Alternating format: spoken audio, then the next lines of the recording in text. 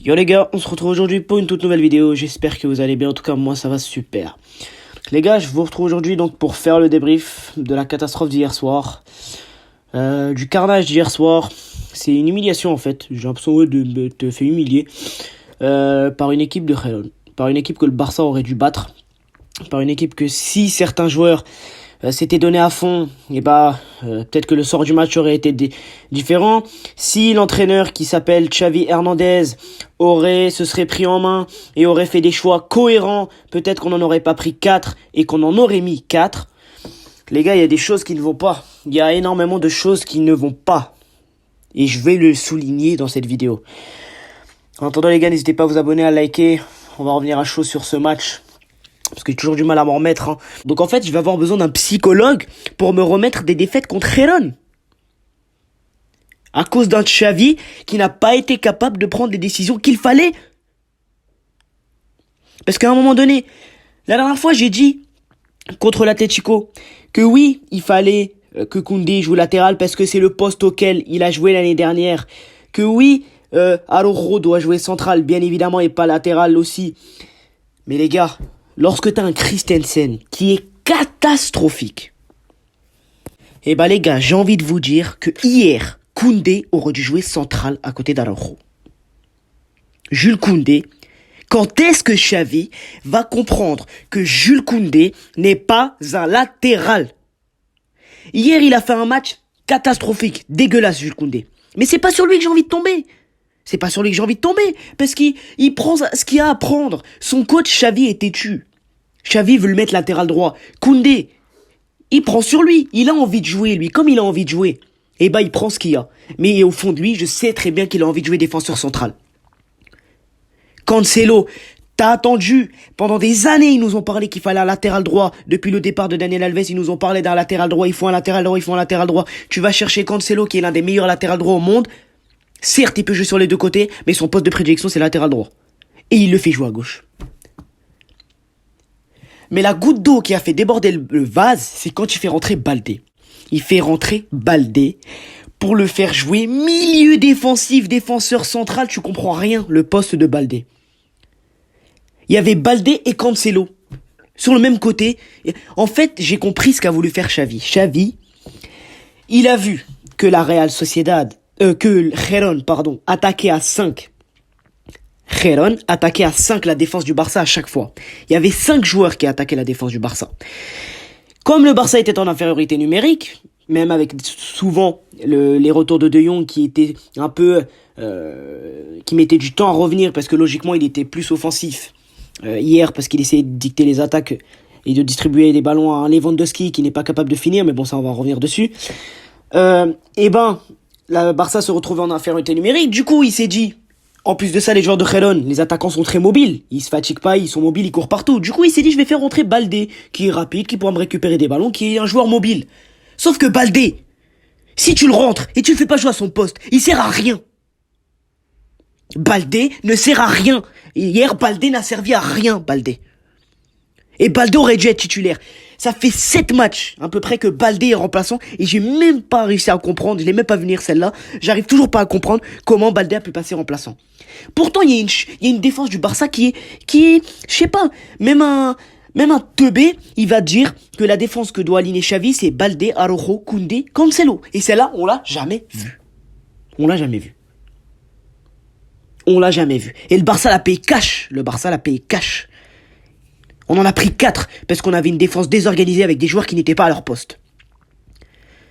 Je vais parler aussi du match des milieux de terrain et de Pedri qui a fait un bon match dans l'ensemble. Il est sorti énervé, lorsque Xavi le remplace, il est sorti énervé. Mais c'est un peu normal, Il est impuissant, il a rien pu faire. C'est comme Messi à l'époque, quand les autres joueurs n'arrivent pas à s'élever à son niveau, il est impuissant. Et je peux comprendre Pedri, toute la frustration lors de sa sortie. De Jong qui a fait un bon match dans l'ensemble, mais c'était quand même un peu compliqué sur les relances. J'ai vu un De Jong différent d'habitude, qui s'est fait surtout bouger physiquement et qui a perdu pas mal de ballons. Gundogan qui ratait énormément de passes, tout comme Joao Cancelo. Ils ont raté énormément de passes, ils ne s'appliquaient pas sur leurs passes. Ce qui sauve le match de Gundogan, c'est son but sur la fin, mais qui n'a rien changé au cours du match. La défaite est là. Pour parler des attaquants, Rafinha, il faut qu'il Il faut qu'il déborde, il a un contre un, Rafinha. Rafinha est un joueur de un contre un. Il peut aller faire la différence, mais ce qu'il veut, c'est toujours rentrer intérieur et enrouler ou déclencher une frappe puissante. Alors les frappes de Rafinha, elles sont fantastiques. Il a un super pied gauche. Et d'ailleurs, des gauchers, il n'y en a pas beaucoup au Barça. Il y a Rafinha et Baldé. Mais Rafinha, il faut qu'il arrive à dribbler, à faire des 1 contre 1. Rafinha.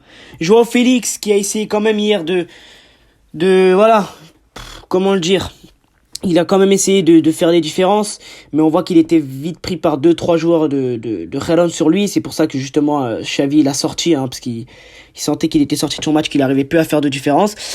Il a fait rentrer Ferran Torres. Bon, lui, c'est de pire en pire. J'ai même pas envie de parler de lui.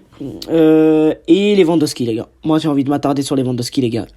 Alors, vous allez dire que je tombe sur Lewandowski, mais les gars, quand tu t'appelles Robert Lewandowski, que t'as une occasion, le Barça vient de marquer le deuxième but, il y a 3-2, que t'as une occasion sur un magnifique ballon déposé de Lamine Yamal, un centre merveilleux qui te dépose, c'est une offrande, il te dépose sur la tête, sur ta grosse tête, t'es incapable de finir. Moi, les gars, il y a un truc qui m'étonne encore aujourd'hui, j'arrive toujours pas à comprendre, c'est comment Robert Lewandowski a pu perdre autant de niveau en si peu de temps.